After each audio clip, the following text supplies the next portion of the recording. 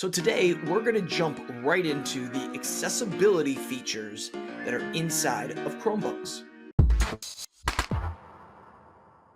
Chromebooks are definitely the way to go as far as the affordability for school districts. And it makes sense that Google Chrome wants to make sure that everyone has equal access to Chromebooks and to using them the way they were intended. So Chrome has created a whole bunch of accessibility features for students that have disabilities. But what you're finding is that students and teachers are using these accessibility features not just because a student may have a disability. They're using them in a lot of different and creative ways. And today I'm going to take you through each individual one. Now remember, feel free to jump to any one of the features in the video by clicking on any of the chapters in the timeline. You'll see a description for each part of the video. You can also jump to the part of the video that you want using the time-stamped links that I provided. So how do we start? Where do we find these accessibility features? Well, on your Chromebook, if you go down to the bottom right-hand corner where the clock is and click, you're going to see this window pop up. And mine happens to be to the top right. Yours probably is as well. And when you click on accessibility, you'll see an entire list of options come up. And then also you'll see additional settings at the bottom. We're going to go through each one of these right in order. So let's start with ChromeVox. And what the heck is ChromeVox anyways? ChromeVox was created for blind students. What it does when clicked and checked on, ChromeVox spoken feedback is ready. You can see that ChromeVox is very annoying if you are not someone that is blind. But for the blind, it's a way for the computer to read what is happening on the computer aloud to them. What it is it creates an orange box around whatever you select on the screen and reads that out loud. Out of all of these tools, it's probably the one that you're not going to use that much, if at all. But it is an option that is available. Let's move on to Select to Speak. The Select to Speak feature, when turned on, gives us a speaker icon in the bottom right corner, just to the left of our clock. And when we turn that on by clicking it, we're able to put a box around anything that we want read aloud. So this makes it a lot more useful for students than the ChromeVox, where it's just reading everything. If a student doesn't put a box around text, it's not going to read it. If they do put a box around text, it will read it out loud, such as right now. Noun. The abstract science of number, quantity, and space. And you can see that I have controls at the bottom. I can speed the reading up to 2 times the speed. And you can see I can go backwards and forwards, also pause and play. So having an on-screen reader just became very, very simple for students.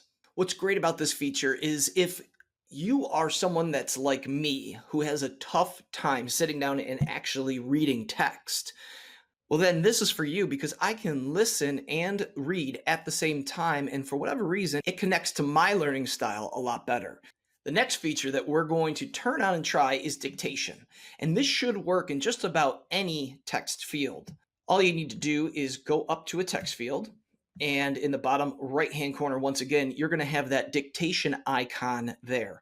And once you go ahead and press that, you're going to see that my voice is going to be picking up anything that I say in that text box until it shuts off or until I shut it off. So if I'm searching for something, Pythagorean theorem, it automatically goes into that window. This is going to work for students that are trying to write papers and are just not good at typing or writing out, but they're very good at verbalizing what it is that they want to say. So the next feature in the accessibility list is high contrast mode. And with high contrast mode, it was created for students that are visually impaired. And you can see that a lot of students like to use this to try to mess around with things because it makes it really colorful, but it is going to help your eyesight with all of that blue light that's coming at you. So if that's the case for you, you may want to test out high contrast mode for yourself. Do you ever need to zoom in on something, but when you use your fingers, it only works on the web page? I've got a touchscreen right now, and that's what I just did. I just pinched and zoomed into that web page. But what if it's a tab that you want to show your students or something in the taskbar? This is what I really like about full screen magnifier.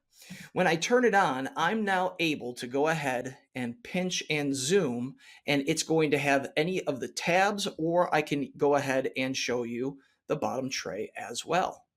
I'm just using 2 fingers to move it, and I could zoom right into that tray, as you can see. If you don't have a touchscreen device like I do right now, you could press down the Control, Alt, and then the screen brightness buttons in order to zoom in or out. And then once you zoom in, you can use your cursor to direct where you'd like the attention of your students. Control Alt and then the dimmer button is going to bring us right back to the screen, the size that we want. Next is docked magnifier, and they created this because they were listening to feedback. And that feedback was that when using the full screen magnifier, people were getting lost where their cursor was and where they were on the page. And so what this feature does is it breaks what you have in front of you down into 2/3, the bottom 2/3 of your screen, and up top is a zoomed in 1/3. And so wherever your mouse is, you're going to be able to have that as the focal point for what you want your students to see. Wherever you move your cursor on the page, that is what it is zooming into up top on the top third. Next is automatic clicks. When we turn this on and we hover over something that is clickable, when we stop our mouse, you're going to see a circle that has a white line that goes around it very quickly. And what that's doing is whenever the mouse stops, it's trying to click whatever it's landed on. So anyone that struggles with mouse clicks or the trackpad at all they need to do is to hover over the top of what it is that they want to click, and it will automatically click it for them. And you can see, as I hovered over that drop-down menu, it opens it up. At the bottom, you can see that there are controls for a right click, a left click, a double click, if that's what you want to use. There's a click and drag feature. There is a scroll feature, and then you can actually pause the automatic mouse click yourself if you want to turn it off for a moment. You can move these controls to different parts of the screen by clicking this rectangular button here, and it will move it to the different 4 corners of your screen until you have it in a place that is convenient for you. This is the one option that I found that it will ask me when I go to turn it off, do I actually want to turn it off? And that's where I'm going to click yes. The next feature is the on-screen keyboard. If you like to fold this back in tablet mode, that on-screen keyboard is going to open up. But if you want to use the on-screen keyboard and you have it open like a laptop, you're going to want to turn on the on-screen keyboard feature. And once again, the bottom right corner is where we can find the icon to toggle that on-screen keyboard. So once it's on, there are a lot of different options available besides the QWERTY keyboard that you see in front of you. The first one that I'm going to draw to your attention is the bottom right. This is where we hide the keyboard if we want to. So turn it on, turn it off, open it up, close it. You'll see some options that are up top that are able to be toggled with this little caret that is to the top left. And the first one here is draw to type. And so if I click on this, you now are going to be able to write. If you have a stylus or your finger, you're going to be able to actually write on your touch screen, and it's going to then take your drawing and convert it to text. To turn this feature off, I'm just going to click on what's now the keyboard feature that has replaced that drawing to text feature. Making the keyboard smaller is the middle icon. If I wanted to make it tiny, I could do that. To make it full screen, I click the full screen icon here. Your settings button is here, so if you ever needed to go into settings, that is an option for you. And really the last and most useful tool is, again, you're going to be able to speak and convert it to text. I'm going to put my cursor up into the search bar. I'm going to click the microphone and use my voice to be able to type out what it is that I want to search for. Bengal tigers. And you can see that it puts it into that text area perfectly. Little bit of fun with the keyboard. The emojis are down below, and so you're going to be able to put emojis in if you want to. And then other than that, it basically works just like your keyboard that is part of your Chromebook.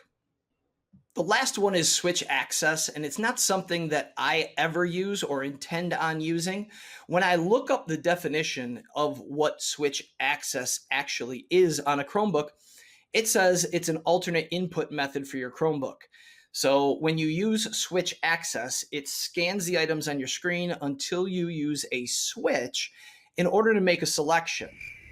So I don't really know what that means. If you know what it means, leave me a comment down below explaining it so that I can understand what the use of this actually is. Now that we've gone through all of the accessibility features, let's go on to the additional settings. And the first one is the large mouse cursor. This is great for students that can't find their mouse cursor or have trouble seeing the mouse cursor at all. I originally thought it was just a way for students to have a giant cursor and kind of annoy the teacher, but it is actually pretty useful if you are someone that typically lose the cursor on the screen. After large mouse cursor, we are going to see that we have mono audio. And anything dealing with videos or music, if it was done in stereo, you know that it's going to come through both the left and right headphone, and there's different sounds coming through each. What mono audio does is that it will condense all the sound into one headphone. So it will be the same coming into both ears, and that way anyone that has a hearing impairment is going to hear everything that comes from that video or that song. Highlight text caret is nice because anywhere that you click, you're going to see a circle appear and then fade out. So it's nice just to know where it is that you have actually clicked. If you're clicking into a text area, it will turn blue. If you're just clicking on a place on the page, it is kind of a reddish or an orangish color. If I hold my mouse click down, you can see that it will keep that circle around my mouse pointer. And that brings us to highlight the mouse cursor. When this feature is turned on, anytime you move the mouse, you're going to see that reddish circle follow your cursor. Once you stop the cursor, it will fade out. If you hold your click down, it will keep that circle there until you release your click. When we turn on highlight object with keyboard focus, this one is interesting because it brings back that orange box that we saw when we worked with ChromeVox.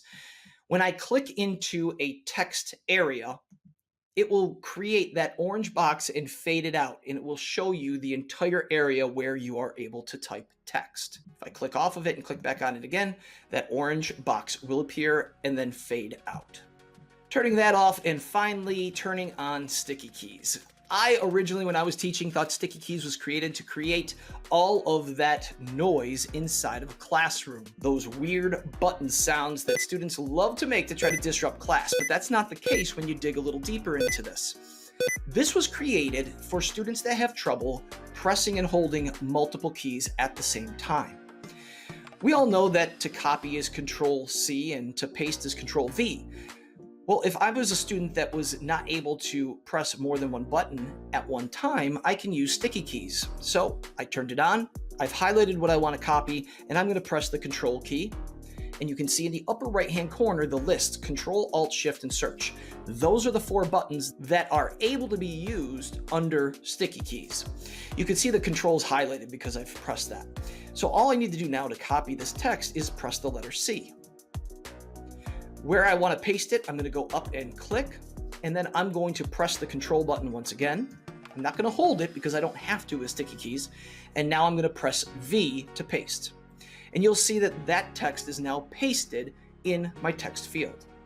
So this option, again, is true for the Search key, the Shift key, Control, and also Alt.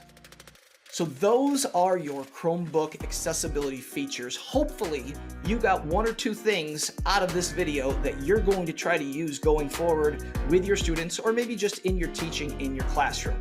As always, thank you so much for watching, and I hope to see you in the next one.